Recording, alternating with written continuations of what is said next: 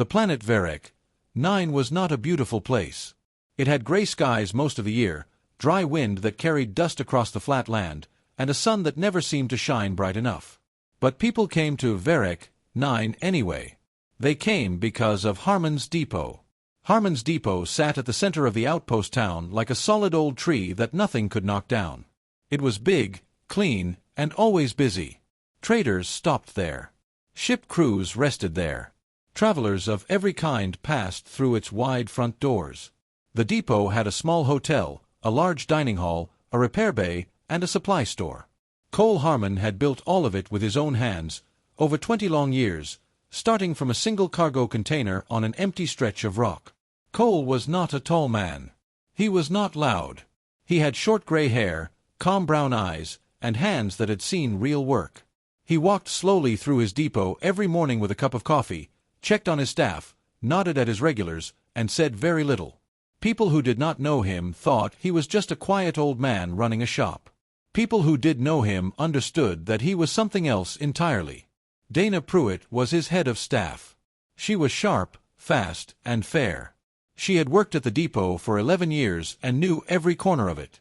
She handled problems before they became problems, and she was the first face most guests saw when they walked through the door. On this particular morning, a large transport ship set down at the outpost landing bay. It was a fine ship, polished and decorated with clan markings. From it stepped Zara Gromakther, daughter of a powerful Orc clan chief from the Makther territories. She was young, tall, broad-shouldered, and dressed in expensive travel clothes trimmed with dark leather. Behind her walked 2 Orc bodyguards and a pair of servants carrying her bags. Zara looked around the depot with the kind of look that said she had already decided she did not think much of it. She walked past the front line of waiting guests without a glance, straight up to Dana at the welcome counter. Dana smiled politely. "Welcome to Harmon's Depot. If you could wait just a moment, there are a few guests ahead of you." Zara tilted her head. "Do you know who I am?" "I do not," Dana said, still polite. "But everyone here is treated the same. It will only be a few minutes." Zara smiled the way someone smiles when they think the other person has just said something very foolish. She stepped back, but her eyes were cold. Across the room, Cole Harmon sat at a corner table with his coffee. He watched. He said nothing. He waited. Zara did not wait long before she began pushing. It started small. She clicked her fingers at a young worker named Pete who was carrying a tray of drinks across the dining hall. Pete was 18, polite, and had only been working at the depot for 2 months. He stopped and looked at her. "Bring me something cold," she said, without saying please, without looking at him properly, the way a person might speak to a machine. Pete nodded quietly and went to get her a drink. Dana watched from across the room but said nothing yet. Then Zara walked into the main lounge area, which was full of travelers eating their meals and resting after long journeys. She looked around and turned to one of her servants. "Tell these people to move. I want this section for myself and my group." The servant looked uncomfortable but started toward the nearest table. Dana was there in seconds. "I am sorry," Dana said firmly but without anger. "We do not clear sections for private use. Every guest has the same right to the lounge. I can find you a large table near the window if you would like privacy." Zara stared at her. "A large table near the window," she repeated slowly, as if the words were an insult. "Yes," Dana said, and her voice did not change. Zara let it go. For about 10 minutes. Then Pete came back with her cold drink. He set it down carefully. Zara looked at it, picked it up, and without a word, poured it slowly onto the floor. "It is not cold enough," she said. "Clean this up and bring me another one. Faster this time." Pete stared at the puddle on the clean floor. His face went red. He crouched down and began cleaning without saying a word. From a table nearby, a big man in an old flight jacket watched all of this. His name was Lou Ferris. He was a space freighter captain who had been stopping at Harmon's Depot for 15 years. He leaned forward in his chair. "You know," Lou said calmly, "you might want to ease up a little. This is not the kind of place where that sort of thing goes well." Zara looked at him. "Another insignificant human giving advice," she said. Lou shrugged and leaned back. "All right," he said quietly. Your choice. Grant, the older orc bodyguard who had served Zara's family for many years, stepped close to her and spoke low. My lady, perhaps we should. Quiet, Grant, she snapped. Loud enough for the whole room to hear. Grant said nothing more. He stepped back. But his jaw was tight. At his corner table, Cole Harmon set down his coffee cup. He folded the small paper he had been reading. He stood up, slowly, and began walking across the room. The depot did not go quiet all at once. It went quiet the way a fire goes out, one section at a time, until the whole room had stopped talking and the only sound was Cole Harmon's slow, even footsteps on the stone floor. He was not a big man. Walking toward Zara, he looked almost small compared to her tall orc frame. But nobody in the room looked at her. Every eye followed Cole. He stopped a few feet from her. He did not cross his arms. He did not raise his voice. He simply looked at her with calm, steady brown eyes and said, I am Cole Harmon. I own this place. Is there a problem here? Zara had dealt with humans before. Merchants who bowed. Officials who smiled nervously. Travelers who stepped out of her way. She had never dealt with a human who looked at her the way Cole Harmon was looking at her right now.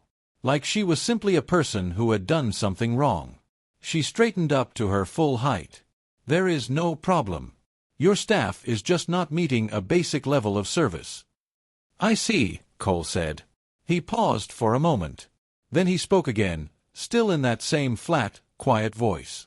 My staff member Pete brought you a cold drink. You poured it on the floor and made him clean it up. My staff member Dana offered you a private table and you treated the offer like an insult. You asked to clear a full section of my lounge. And you spoke to your own bodyguard like he was furniture, in front of my other guests. He said every word without heat. Just fact, one after another, like a man reading a list. Zara blinked. Nobody had ever done that before. Not like that. Not so plainly. My father, she started, is Chief Maktha of the... I know who your father is, Cole said. I have heard the name. Good trade agreements in the Eastern systems. That is fine. He paused. It does not mean anything in this building. The room was completely silent. You have two choices, Cole continued. You can apologize to Pete and to Dana, face to face, and sit like any other guest in this depot. Or you can leave. There is no third option, and I will not ask again. Zara's face changed. Not to fear, not yet, but to something like confusion. She was used to the world moving around her. She was not used to the world standing perfectly still and waiting for her to move. You are threatening me, she said, and her voice had a sharp edge now. No, Cole said simply. I am telling you the rules of my house. There is a difference. For a long moment, Zara did not move. Then something in her shifted, and she stepped forward, closing the distance between herself and Cole. She was nearly a full foot taller than him. She let that fact sit in the air like a weapon. Cole did not step back. He did not even shift his weight. He stood exactly where he had been standing, and he looked up at her with the same calm expression. It was the most unsettling thing Zara had ever seen. Grant cleared his throat. Zara turned slightly, expecting him to stay quiet as ordered. But Grant spoke anyway. My lady. His voice was low and even. I know this name. Cole Harmon. He paused, choosing his words carefully. 3 years before you were born, 2 crime organizations tried to take control of this outpost. One of them had 40 armed men. The other had money connections across 6 systems. Neither of them operates anymore. Not because of a war. Not because of violence. Because this man made things very difficult for them in ways that were slow, legal, and total. Grant looked at Cole. I have heard his name spoken with respect by people who do not respect much. Zara looked at her bodyguard. Then she looked at Cole. Then she looked around the room. That was the moment it truly hit her. Nobody was on her side. Not the alien family at the corner table who had watched her demand their neighbors move. Not the 2 soldiers near the bar who had seen her pour the drink on the floor. Not the traders by the window who had heard her snap at Grant. Not even Lou Ferris, who simply sat with his arms crossed and looked at his food. They were not afraid of her. They were not impressed by her. They were just waiting to see what she would do, the same way you might wait to see what a child does when they finally run out of noise. Zara had walked into this place expecting the world she always knew. The world where her name opened doors, where her size made people nervous, where being the chief's daughter meant that normal rules bent around her like water around a stone. But Harmon's depot was not that world. It was Cole Harmon's world, and he had built it over 20 years, piece by piece, with simple rules applied equally to everyone. And every single person in this room lived inside that world and trusted it. She had not walked into a room full of weak people who could be pushed. She had walked into a room full of people who did not need to be impressed by her, because they already had something better, a place that was fair. The loudness she had carried all her life, the certainty that she was simply worth more than other people, began to feel very heavy. And for the first time in a long time, Zara Gromakther felt something she had never really felt before. Small. The silence in the room stretched long enough to be uncomfortable. Then Zara turned. She walked to where Pete was standing near the sidewall, still holding his cleaning cloth. He looked up at her, cautious, the way someone looks when they are not sure what comes next. Zara stopped in front of him. She was quiet for a moment. Then she said, "I treated you badly. I should not have done that. I am sorry." It was not a noble's apology. It was not polished or political. It was short, plain, and real. Pete blinked. He nodded slowly and said, "Thank you." Zara turned to Dana next. Dana met her eyes without any sign of victory or satisfaction. Just the same steady look she had worn all morning. "I was rude to you," Zara said. "You were doing your job properly and I treated it like it was nothing. That was wrong." Dana gave a small nod. Apology accepted. Cole Harmon, who had not moved from his spot, gave a single nod. Then he turned to Dana and said, "Set her up at table 7. He looked at Zara. "Good table. Gets the afternoon light." And that was that. No speech. No lecture. No list of lessons learned. Just a nod and a table. Zara sat at table 7 for the next 3 hours. She ordered food and ate it quietly. She watched the depot work. She watched Cole walk his morning round. She watched Dana handle a difficult situation with a drunk traveler, calm and quick. She watched Pete clear tables with a small smile on his face, just doing his job, just living his day. She watched the way every worker here carried themselves. Not with fear, not with servitude, but with the quiet pride of someone who knew their place was respected. Lou Ferris came and sat across from her around mid-afternoon. He did not ask permission. He just set his coffee down and sat. "He started with 1 container," Lou said. "No connections. No family name. Just work. Every year, 1 more thing built. 1 more person hired and treated right. Word travels out here. Honest places are rare. People protect what is rare." Zara said nothing for a while. Then she said, "He was not afraid of me at all." "No," Lou said. "He has never been afraid of anything he could face honestly." When Zara left the depot in the early evening, she stopped at the door. Cole was at the welcome counter, going over the day's supply list with Dana. Zara said simply, "Thank you for not throwing me out." Cole looked up. "You made the right call," he said. "Safe travels." He went back to his list. Outside, Grant fell into step beside Zara as they walked back toward the ship. He did not say anything. Neither did she.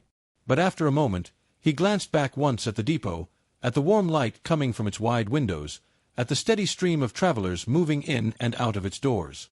He had seen many powerful places in his long years of service. Palaces, war halls, trade towers. But he had rarely seen a place that felt as solid as this one. Not because of its walls. Because of the man inside it, and the simple, unmoving thing he had built. Grant turned forward and kept walking.